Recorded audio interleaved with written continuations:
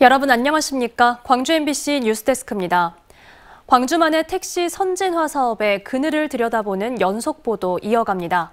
140억 원의 세금을 들여 새 택시 구입비를 지원한 이 사업의 추진 과정은 악순환의 반복이었습니다. 약속한 기간이 끝났는데도 택시업계는 사정이 어렵다며 계속 지원을 요구했고 지자체는 선심성 지원을 이어온 걸로 의심됩니다. 우종훈 기자가 취재했습니다. 법인 택시 회사가 새 차를 살 때 보조금을 주는 선진화 사업의 시작은 지난 2012년으로 거슬러 올라갑니다.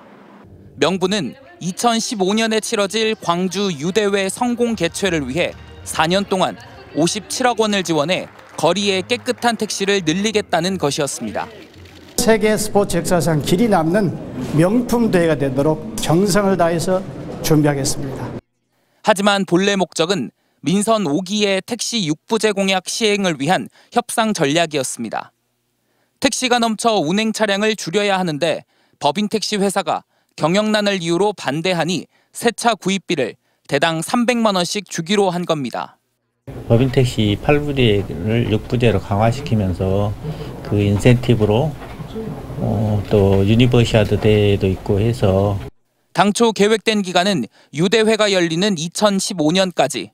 하지만 민선 6기 들어선 이른바 선진화 사업 2단계라는 이름으로 다시 추진됩니다. 앞선 4년간 절반 정도밖에 못 바꿨으니 전체 법인 택시 3,700여 대를 교체할 때까지 연장해달라는 요구를 받아들인 것뿐 뚜렷한 목적은 없었습니다. 이때부터 선진화 사업은 악순환됐습니다. 법인 택시에만 보조금을 준 것은 특혜라는 개인 택시 조합의 문제 제기가 있었고 민선 7기부터는 개인 택시에도 새 차 구입비를 지급한 겁니다.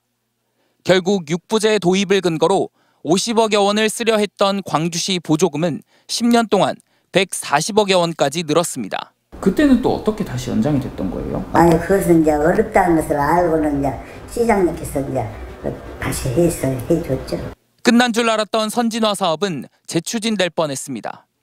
지난해 강기정 시장을 만난 법인 택시 조합은 새 차 구입 비용을 다시 지원해달라고 요구했는데 이 자리는 심철희 광주시 의원 요청으로 마련됐습니다.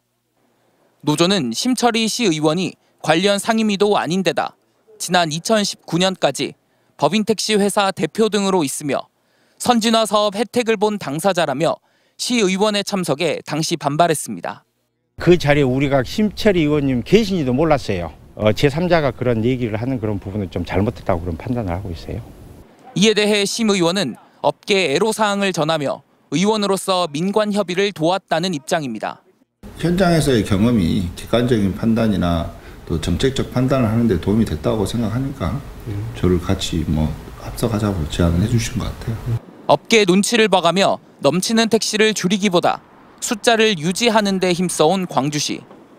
선진화 사업이 진행된 10여 년 동안 승객이 더 편해졌는지 평가할 지표는 마땅치 않은 반면 택시 기사들은 갈수록 상황이 열악해지고 있다며 운전대를 놓고 있습니다. MBC 뉴스 우종훈입니다.